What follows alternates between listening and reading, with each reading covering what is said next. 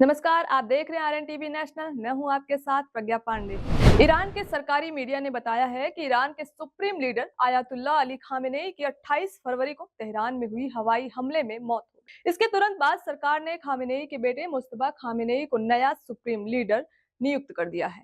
Iran में 40 दिनों का राष्ट्रीय शोक और 7 दिनों की सार्वजनिक छुट्टी घोषित की गई है। सुरक्षा बढ़ा दी गई है और देश में तनाव का माहौल है। इससे पहले अमेरिकी राष्ट्रपति डोनाल्ड ट्रंप ने ट्रुथ सोशल पर खामेनेई की मौत की बात कही थी। शनिवार शाम को इजरायली प्रधानमंत्री बेंजामिन नेतन्याहू ने एक टेलीविजन भाषण में कहा कि हमने तेहरान के बीचों बीच तानाशाह खामेनेई के कंपाउंड को तबाह कर दिया है। आपको बता दें कि अमेरिका और इजराइल ने शनिवार को ईरान पर बड़े पैमाने पर हमला किया था, जिसके बाद खामेनेई की मौत की खबर सामने आई है। इजराइल के प्रधानमंत्री बेंजामिन नेतन्याहू ने कहा कि खामेनेई का तेहरान स्थित आवास एक जबरदस्त और अचानक हुए हमले में तबाह हो गया है और कई ऐसे संकेत मिले हैं कि 86 साल के मौलवी अब नहीं रहे। ईरान ने इस हमले का जवाब इजराइल और 4 खाड़ी अरब देशों, जहां अमेरिका के मिलिट्री बेस हैं, बहरीन, कुवैत, कतर और संयुक्त अरब अमीरात की ओर मिसाइलें और ड्रोन लॉन्च करके दिया है। ईरान की सुप्रीम नेशनल सिक्योरिटी काउंसिल ने बताया कि आयतुल्ला अली खामेनेई की उनके दफ्तर में ही मौत हुई, जब वो अपने कामकाज में व्यस्त थे।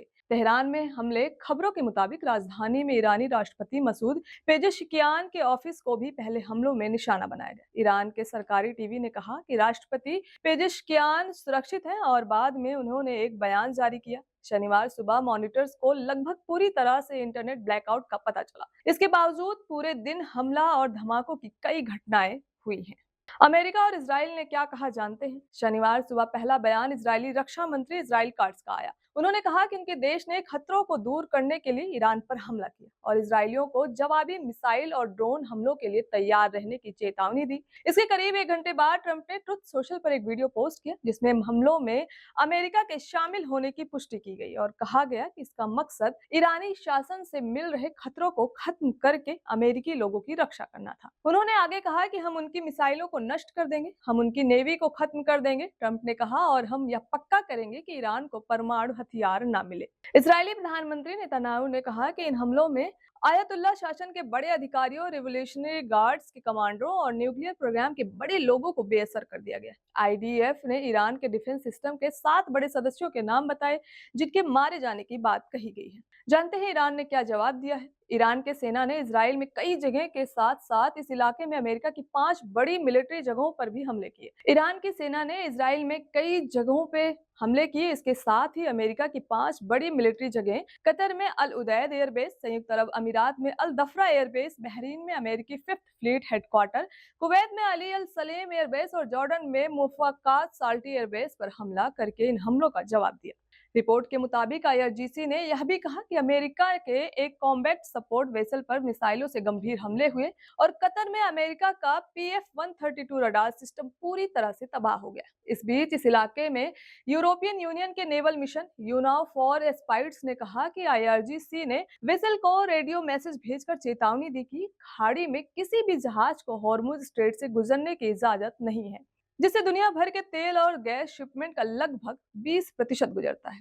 वहीं इजरायली मीडिया ने बताया कि ईरान ने इसराइल की ओर लगभग 150 बैलिस्टिक मिसाइलें दागी, जिनमें से ज्यादातर छोटी थी। साथ ही दर्जनों अटैक ड्रोन भी दागे। उन्होंने बताया कि एयर डिफेंस सिस्टम ने कई मिसाइलों को रोक लिया है, जबकि कुछ खुली जगहों पर गिरी हुई है।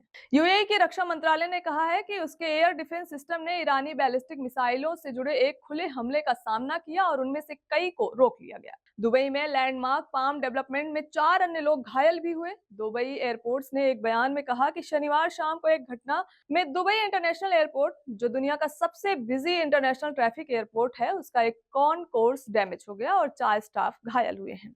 कुवैत के रक्षा मंत्रालय ने कहा कि अली अल सलेम एयरबेस, जहां अमेरिकी रहते हैं, उसे ईरानी मिसाइलों और ड्रोन से निशाना बनाया गया, जिससे 3 कुवैती सैनिक छर्रे लगने से घायल हो गए। कुवैत के इंटरनेशनल एयरपोर्ट पर भी एक ड्रोन ने हमला किया, जिससे मामूली चोटें आई हैं और कुछ सामान का नुकसान हुआ। बहरीन सरकार ने भी यह बताया कि अमेरिकी नेवी के 5th फ्लीट के सर्विस सेंटर पर मिसाइल हमला हुआ।